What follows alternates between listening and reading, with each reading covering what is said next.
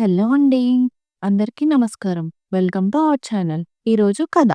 ఉదయం నుంచి ఆహారం లేకపోవడం వల్ల నీరసంగా రోడ్డు పక్కన కూర్చున్నాడు 8 ఏళ్ల వయసున్న అనాథ అయిన అరుళ్. ఇంతలోనే ఒక కారు తనకి ఎదురుగా రోడ్డుకి అవతల వైపు ఆగింది. అందులో నుంచి ఒక యువకుడు మందు తాగుతూ బయటకు వచ్చాడు. తాగింది ఎక్కువ కావచ్చు. కారు దిగగానే 2 అడుగులు వేశాడో లేదో కింద పడిపోయాడు. చీకట్లో అతని ముఖం సరిగ్గా కనిపించట్లేదు. కార్ పక్కకి ఆపడం వల్ల ఇండికేటర్స్ బ్లింక్ అవుతున్నాయి. వాటి వెలుతురులో అతని ముఖం చూశాడు అరుళ్. తను చిన్నవాడే అయినా ఆత్మాభిమానం. ఎక్కువ కష్టపడి పనిచేసేవాడే కానీ ఇప్పటి వరకు ఎవరిని చేయిచాచి అడుక్కోలేదు. కానీ ఇప్పుడు అవసరం వచ్చింది. బాగా ఆకలి వేస్తోంది. ఏదైతే అది అయ్యింది. అతన్ని సహాయం అడగాలని అతని దగ్గరకు వెళ్ళి నిలబడి చూస్తూ ఉంటాడు. మద్యం మత్తులో ఉన్న అతను పక్కన ఉన్న అరుల్ని చూసి ఏంటి అన్నట్లు కనుబొమ్మలు ఎగరేస్తాడు. అప్పుడు అరుళ్ ఆకలిగా ఉంది. మీరేదన్నా పని ఇప్పించండి చేస్తాను. ఆకలిగా ఉంది పనిచేసి భోజనం చేస్తాను అని అడుగుతాడు. ఆ మాట విన్న అతనికి ఒక్కసారిగా మత్తు దిగిపోయేంత పనైపోయింది. కాసేపు ఏదో ఆలోచించి సరే నేను నడిచే స్థితిలో లేను. ఇదిగో ఈ డబ్బు తీసుకొని ఏదైనా కొనుక్కో అనిస్తాడు. దానికి అరుళ్ అంగీకరించడు. పని చేశాకే ఇవ్వండి. ముందు పని చెప్పండి అంటాడు. రేపు నువ్వు ఇదే టైంకి ఎక్కడో వెయిట్ చేయి. నీకు పని ఇప్పిస్తానని, ఈరోజు భోజనం చెయ్యని అతను చెబుతాడు. సరే అని డబ్బులు తీసుకొని అక్కడి నుంచి వెళ్ళిపోతాడు. భోజనం చేస్తూ మనసులో అతనికి థ్యాంక్స్ చెప్పుకుంటాడు. మరుసటి రోజు సాయంత్రం అతని కోసం ఎదురు చూస్తూ ఉంటాడు. ఎంత సమయం అయినా అతను రాకపోవడంతో చేసేదేమీ లేక అక్కడి నుంచి వెళ్ళిపోతాడు. మరునాడు ఉదయం ఎవరైనా పనిస్తారేమో అని దగ్గరలోని లేబర్ అడ్డాకి వెళ్ళి నిల్చొని చూస్తూ ఉంటాడు. ఇంతలో అరుళ్ ముందుకు ఒక కారు వచ్చి ఆగుతుంది. అతను బయటకు వచ్చి కారెక్కు అని అంటాడు. సరే అని ఇద్దరూ వెళ్తుండగా ఒక షాపింగ్ మాల్ దగ్గర ఆపి అరుళ్ చెయ్యి పట్టుకొని లోపలికి తీసుకొని వెళ్తాడు. లోపలికి వెళ్ళిన అరుళ్ షాపింగ్ మాల్ని ఎప్పుడూ బయట నుంచి చూడడమే కాని ఎన్నడూ లోపలికి వెళ్ళలేదు. దానివల్ల ఆశ్చర్యంగా చూస్తూ అలాగే ఉండిపోయాడు. ఇంతలో అతను వచ్చి తనకు బట్టలు మార్చుకో అని చెప్పి కొత్తవి ఇస్తాడు. ఎందుకు అంటాడు అరుళ్. నీకు సమాధానం కావాలా పని కావాలా అని అతను అంటాడు. సరే అని మార్చుకొని వస్తాడు. మళ్ళీ ఇద్దరూ కారులో పోతుండగా రెస్టారెంట్ దగ్గర ఆగి లంచ్ చేస్తారు. అతని మాటలు చేతలు ఆశ్చర్యం కలిగిస్తోంది అరుళ్కి. కానీ మౌనంగా అంతా గమనిస్తూ ఉంటాడు. లంచ్ అయిపోయాక అరుల్ని అతని ఫ్లాట్కు తీసుకొని వెళ్తాడు. అసలు తానేం చెయ్యాలో ఏమీ అర్థం కాలేదు అన్నట్టు ఆశ్చర్యంగా మొహం పెడతాడు అరుళ్. ఆ విషయం అర్థమైంది అతనికి. నువ్వు రెస్ట్ తీసుకో, నిన్ను రేపు ఒక దగ్గరికి తీసుకువెళ్తాను అని చెప్పి అతను ఆఫీస్కు వెళ్ళిపోతాడు. ఇంద్రభవనం లాంటి ఇంట్లో అరుళ్ ఒక్కడే ఏం చెయ్యాలో తెలియక ఇల్లంతా తిరుగుతూ చూస్తూ రోజంతా గడిపేస్తాడు. ఇంతలో అతనికి ఒక బుక్ కనిపిస్తోంది. చదవాలి అనిపించినా కానీ చదవడు. గుర్తుగా ఉంటుంది అని ఆ బుక్‌ని తీసుకొని తన బ్యాగ్‌లో పెట్టుకుంటాడు. చీకటి పడడంతో అతని కోసం ఎదురు చూస్తూ కూర్చున్న చోటే నిద్రలోకి జారుకుంటాడు. మార్నింగ్ 5 AM అలారం మోగుతోంది. బద్ధకంగా అప్పుడే తెల్లారిందా అనుకుంటూ లేస్తాడు అభి. అమ్మా కాఫీ అంటూ బెడ్ మీద నుంచి అరుస్తూ ఉంటాడు. ఆ తెస్తున్నా అని అమ్మ గొంతు వినిపించడంతో అమ్మ వచ్చాకే లేద్దామని మళ్ళీ కళ్ళు మూసుకొని అలా నిద్రమత్తులో ఉండిపోయాడు. ఒక్కసారిగా పెద్ద శబ్దం.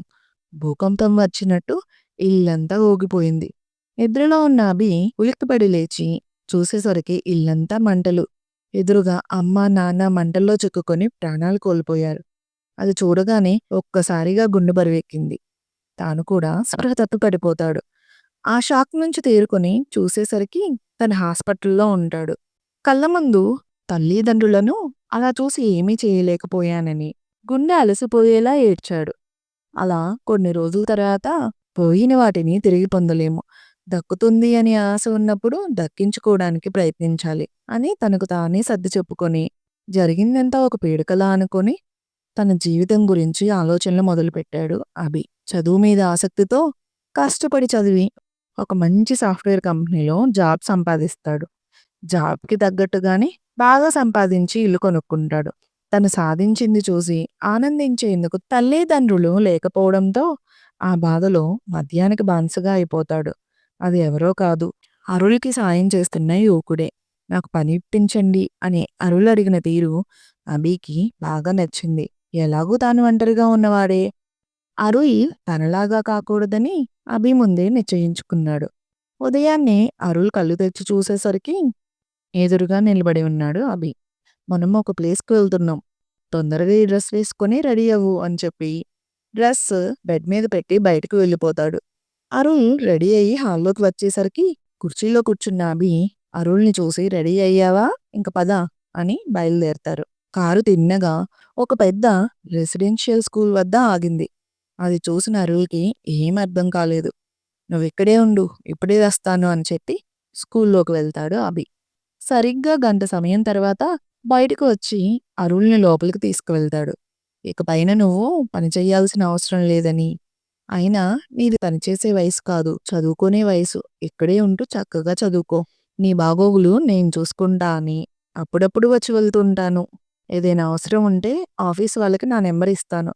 వాళ్ళకి చెప్తే నాకు ఫోన్ చేస్తారు అని చెప్పి అక్కడి సిబ్బందికి అరుల్‌ని అప్పగించి అభి అక్కడి నుంచి వెళ్ళిపోతాడు. ఒకవైపు అరుల్ క్రమంగా ఎదుగుతున్నాడు. చదువులో, మిగిలిన అన్ని యాక్టివిటీస్‌లో చురుగ్గా ఉంటున్నాడు. ఇదిలా ఉండగా అభి మాత్రం తన చెడు వ్యసనాలు, కోపం, అసహనం కారణంగా ఉద్యోగాన్ని కోల్పోతాడు. కంపెనీ మేనేజ్మెంట్ తేరు పరపతి ఉపయోగించి అతడి కెరీర్ మీద దెబ్బ కొట్టింది. వేరే కంపెనీలు కూడా అతడికి ఉద్యోగం ఇచ్చేందుకు ముందుకు రాకుండా చేసింది. అలా అతని జీవితంలో ఓడిపోతున్నాడు. మధ్యలో అరుల్‌ని చూసేందుకు వెళ్తూ వస్తూ ఉంటాడు. ఒకరోజు డ్రిల్ పీరియడ్‌లో దూరంగా చూసి చేయి ఊపుతాడు అరుల్. తను అభిని చూడడం అదే ఆఖరిసారి. మళ్ళీ అతను కనిపించలేదు. కొన్ని సంవత్సరాల తర్వాత అరుల్ కారులో ప్రయాణిస్తూ ఉండగా సడెన్‌గా కారు ట్రబుల్ రావడంతో బండి దిగి చూస్తూ ఉంటాడు. ఎదురుగా పెద్ద బంగ్లా చూస్తాడు. దాన్ని చూడగానే అతనికి ఇంతకు ముందెప్పుడో చూసినట్టుంది అని అనుకుంటాడు. దూరంగా అభి అనే పిలుపు వినిపించడంతో టక్కున గుర్తుకు వచ్చింది. అది అభి ఇల్లు అని. తనకు జీతం ఇచ్చిన వ్యక్తిని ఇన్నాళ్లుగా చూడ్డానికి కాదు కదా, కనీసం అతని వివరాలు తెలుసుకునే ప్రయత్నం కూడా చేయలేదు అని సిగ్గుతో కుమిలిపోతాడు. అక్కడ చుట్టుపక్కల వాళ్ళని అడిగి వివరాలు తెలుసుకునే ప్రయత్నం చేస్తాడు. కానీ అభి గురించి ఎవరిని అడిగినా తెలీదంటున్నారు. అరుల్ మాత్రం ఎలాగైనా అతన్ని వెతకాలి అని నిశ్చయించుకున్నాడు. కానీ ఎక్కడి నుంచి మొదలెట్టాలి అని ఆలోచిస్తూ ఉండగా తను చిన్నప్పుడు అభి ఇంట్లో నుంచి తీసుకున్న బుక్ గుర్తుకు వస్తోంది. నిజానికి అది అభి డైరీ. వెంటనే దాన్ని తీసుకుని చదువుతుంటాడు. అతని ఫ్యామిలీ, జాబు, ఇష్టాయిష్టాలు తెలుసుకుంటాడు. చివరి పేజీలో నేను ఒక అబ్బాయిని చూశాను. చాలా ఆకలితో ఉన్నా కూడా ముందు పని అడిగాడు. వాడు అడిగిన తీరు నాకు బాగా నచ్చింది. నా జీవితంలో నేను కోల్పోయినవి వీడికి అందించాలి అని రాసుంది. అది చదివేలోపే అతని కళ్ళల్లో నీరు కప్పేసింది. మర్నాడు ఉదయాన్నే తిన్నగా అభి డైరీలోని ఆఫీస్ అడ్రస్‌కి వెళ్ళి అతని గురించి అడగగా అందరూ అతన్ని వింతగా చూస్తూ మాకు అతని వివరాలు తెలియవని, ప్రస్తుతం ఇక్కడ వాళ్ళమంతా కొత్తగా చేరిన వాళ్ళమే, ఒక్క క్లర్క్ తప్ప. అతను కాసేపట్లో వస్తాడు. అతన్ని అడిగితే తెలియొచ్చు అని చెప్తారు. అలాగే అని అతని కోసం ఎదురు చూస్తూ ఉంటాడు. కొంతసేపటికి అతను రావడం గమనించిన అరుల్ అతని వద్దకు వెళ్తాడు. అతను అరుల్‌ని వింతగా చూస్తుంటాడు. అభి గారి గురించి డీటెయిల్స్ కావాలి. ఇంటికి వెళ్ళాను. ఆయన అక్కడ లేరు. మీకేమైనా తెలుసా? అని అడుగుతాడు. అతను అందుకుని అభి సార్ ఇక్కడ లేడు. ఆయన జాబ్ మానేసి చాలా ఏళ్లయింది అంటూ జరిగిందంతా చెప్పాడు. ఆయన చాలా మంచివాడు. కానీ ఆయన చెడు వ్యసనాల వల్ల చేతులారా జీవితం చెడగొట్టుకున్నారని చెప్పాడు. ఇప్పుడు ఆయన ఎక్కడ ఉన్నాడో ఎవరికీ తెలీదు అని చెప్పాడు. నిరాశతో అక్కడి నుండి వెళ్ళిపోతాడు. అతని వివరాలు పూర్తిగా తెలిసినా ఎలా వెతకడం అనే విషయాన్ని అరుల్ అర్థం చేసుకోలేకపోయాడు.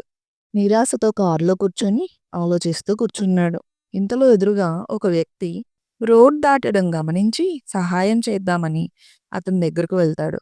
అతను రోడ్ దాటుతుండగా స్పృహ తప్పి బోల్తా పడతాడు. అది చూస్తున్న అరుల్ వేగంగా వెళ్ళి అతన్ని ఒడిలో పెట్టుకొని నోటెందుకి కాల్ చేయబోతుండగా ఆ వ్యక్తి మొహాన్ని చూస్తాడు. గత 3 రోజులుగా అరుల్ వెతుకుతుంది ఆ వ్యక్తి కోసమే. అతనే అభి. వెంటనే అతన్ని తన కారులో హాస్పిటల్‌కి తీసుకువెళ్తాడు. డాక్టర్ అతని కండిషన్ క్రిటికల్‌గా ఉంది అని, కోలుకోవడానికి కొంత వ్యవధి పడుతుంది అని చెప్పారు. సరే నేను కూడా ఇక్కడే ఎదురు చూస్తాను అని చెప్పి వెయిటింగ్ హాల్‌లో వెళ్లి కూర్చుంటాడు. అతని దగ్గర నుండి చూసుకుంటాడు. అలా 2 రోజులు గడిచిపోయాయి. మూడో రోజు ఉదయం అభికి స్పృహ వస్తుంది. అది గమనించిన నర్స్ సినిమాల్లో చూపించే విధంగా పరిగెత్తుకుంటూ రిసెప్షన్ దగ్గరికి వచ్చి అరుల్‌కి విషయాన్ని చెప్పి డాక్టర్ గారికి ఇన్ఫార్మ్ చేస్తాను అంటూ వెళ్ళిపోతుంది. అరుల్ పరిగెత్తుకుంటూ వెళ్ళి అభి ముందు నిల్చుంటాడు. అప్పుడే బలవంతంగా కళ్ళు తెరుస్తున్న అభిని చూసి అరుల్ ఆనందానికి అవధులు లేకుండా పోయాయి. కానీ అభికి తనెవరో ఇంకా చెప్పలేదు. మౌనంగా బయటకు వెళ్లి నిల్చున్నాడు. డాక్టర్లు, నర్సు అందరూ అభి దగ్గరకు వచ్చి "హౌ ఆర్ యూ? ఇప్పుడెలా ఉంది?" అంటూ ప్రశ్నించారు. వాళ్ళందరినీ అయోమయంగా చూస్తూనే అభి "నేనిక్కడికి ఎలా వచ్చాను?" అని డాక్టర్‌ని తిరిగి ప్రశ్నిస్తాడు. దాంతో "బయట ఉన్నాడే ఆ కుర్రాడే మిమ్మల్ని ఇక్కడికి తీసుకువచ్చాడు. 3 రోజులుగా ఇక్కడే ఉంటూ మీ సేవలన్నీ చేస్తున్నాడు" అని చెప్పి, "అవన్నీ తర్వాత మీకింకా ట్రీట్మెంట్ అవ్వాలి. మాకు కొంచెం సహకరించండి" అని చెప్పి డాక్టర్ వెళ్ళిపోతాడు. కొద్దిసేపటికి అరుల్ లోపలికి వచ్చి అభి ముందు నిల్చుంటాడు. "డాక్టర్లు చెప్పింది నీ గురించేనా?" అని అడుగుతాడు. "అవును" అంటాడు అరుల్. "ఇంతకీ ఎవరు నువ్వు? నా కోసం ఎందుకింతలా తపన పడి సేవలు చేస్తున్నావు?" అని అంటాడు. దానికి చిన్నగా చిరునవ్వు నవ్వుతూ అరుల్ ఒక పుస్తకం, ఒక ఫోటో తన బ్యాగ్‌లో నుంచి తీసి అభి ఎదురుగా టేబుల్ మీద పెట్టి కిటికీ దగ్గరకు వెళ్లి నుంచుంటాడు. ఆ బుక్ అభి డైరీ. అరుల్‌ని స్కూల్‌లో జాయిన్ చేసేటప్పుడు అక్కడ రూల్ ప్రకారం ఒక ఫోటోగ్రాఫ్ ఇవ్వాల్సి వచ్చింది. అది అభి, అరుల్ కలిసి దిగిన ఫోటో. అది చూడగానే అభి ఆశ్చర్యంతో కళ్ళల్లో నీళ్లు తిరిగాయి. తను ఎన్ని కోల్పోయినా అరుల్ విషయంలో తాను కోరుకున్న విధంగా తన జీవితంలో గెలిచాడు అని ఆనందంగా వెంటనే అరుల్ దగ్గరికి వెళ్లి గట్టిగా కౌగిలించుకుంటాడు. ఆ రోజు నుంచి వారిద్దరూ ఆనందంగా జీవించసాగారు. ఈ కథ ద్వారా మనం తెలుసుకోవాల్సింది, మనం చేసే సహాయం అది చిన్నది కావచ్చు, పెద్దది కావచ్చు. కానీ ఏదో ఒక రోజున మనం కష్టాల్లో ఉన్నప్పుడు మనం చేసిన సహాయాన్ని ఏదో ఒక రూపంలో తిరిగి పొందుతాం. Thank you for watching this video. మీరు ఫస్ట్ టైం మన ఛానల్ చూస్తుంటే సబ్స్క్రైబ్ చేయడం మర్చిపోకండి. ముందు ముందు మంచి మంచి స్టోరీస్ అప్లోడ్ చేస్తాను మీరిచ్చే ప్రోత్సాహంతో. మళ్ళీ కలుద్దాం మరో మంచి స్టోరీతో.